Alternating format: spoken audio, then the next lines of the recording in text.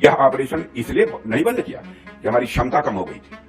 हमने उसे अपनी मर्जी से, अपनी शर्तों पर रोका और अगर जरूरत पड़ती तो हम लंबी लड़ाई के लिए भी पूरी तरह से तैयार थे। ऑपरेशन सिंदूर 72 घंटों में ही संपन्न हो गया हो, लेकिन उसके पीछे की तैयारी बहुत लंबी थी। रक्षा उत्पादों की विश्वसनीयता में दुनिया भर में एक गजब का पॉजिटिव अप्रोच हमको देखने को मिल रहा है। दुनिया के अनेक देशों ने हमारे यहाँ से हथियार और रक्षा उपकरण खरीदने में अपनी दिलचस्पी दिखाई है। ऑपरेशन के दौरान भी हमने प्रिसाइजली उन्हीं को टारगेट किया जिन्होंने हमारे ऊपर हमला किया था। और मैं यहां फिर से स्पष्ट कर देना चाहता हूं कि हमने यह ऑपरेशन इसलिए नहीं बंद किया कि हमारी क्षमता कम हो गई थी। हमने उसे अपनी मर्जी से, अपनी शर्तों पर रोका और अगर जरूरत पड़ती तो हम लंबी लड़ाई के लिए भी पूरी तरह से तैयार थे।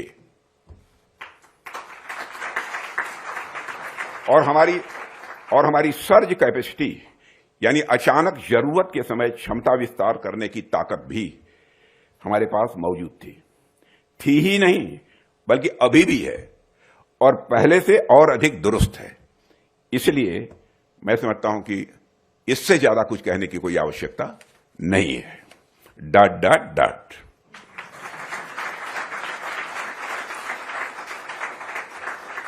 और मित्रों, हमारे मिलिट्री इंडस्ट्रियल कॉम्प्लेक्स ने भी समय समय पर यह साबित किया है कि वह केवल शांतिकाल की जरूरतों के लिए नहीं, युद्धकाल की तेज आपूर्ति के लिए भी वह तैयार है। हालांकि उस बीच हमें न्यूक्लियर हमले तक की धमकी दी गई, लेकिन हम उस ब्लफ में नहीं आए।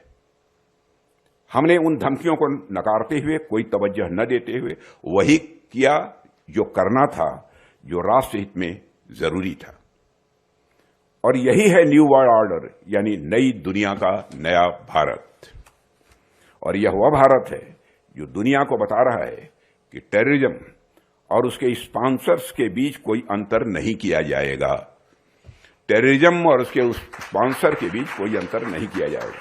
ऑपरेशन सिंदूर 72 घंटों में ही संपन्न हो गया हो, लेकिन उसके पीछे की तैयारी, साथियों, मैं स्पष्ट करना चाहता हूं, बहुत लंबी थी।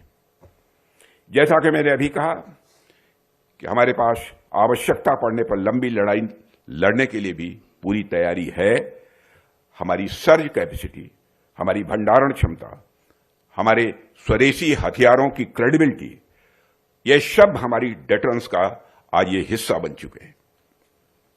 और इसी का परिणाम है कि ऑपरेशन सिंदूर के बाद हमारे इंडिजिनस वेपन्स, स्वदेशी हथियारों और रक्षा उत्पादों की विश्वसनीयता में दुनिया भर में एक गजब का पॉजिटिव अप्रोच हमको देखने को मिल रहा है। आज स्थिति यह हो गई है कि दुनिया के अनेक देशों ने हमारे यहां से हथियार और रक्षा उपकरण खरीदने में अपनी दिलचस्पी दिखाई है। आप आंकड़े उठाकर देखिए तो आंकड़े भी इस बात की गवाही देते हैं। फाइनेंशियल ईयर, मैं बहुत पीछे नहीं ले जाना चाहता हूं, फाइनेंशियल ईयर 2025-26 में हमारा defence export record approximately 39,000 crore रुपयों का रहा है, यानी पिछले वर्ष के कंपैरिजन में 62.66% का उछाल हमें देखने को मिला है। 66.66% का पिछले साल के कंपैरिजन में।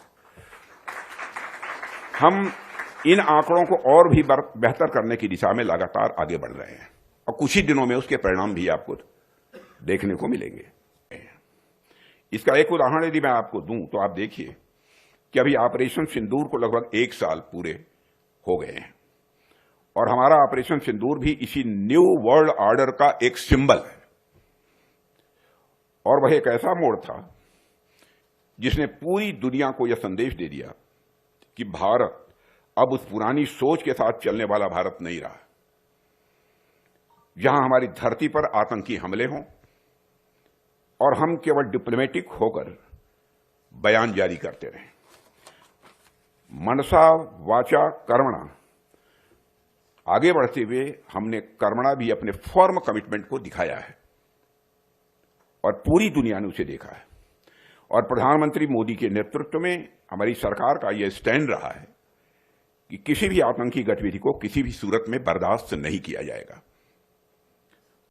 अगर आप ये वीडियो YouTube पर देख रहे हैं तो हमारे चैनल को सब्सक्राइब कर बेल आइकन दबाएं और Facebook पर देख रहे हैं तो हमारे पेज को लाइक करें।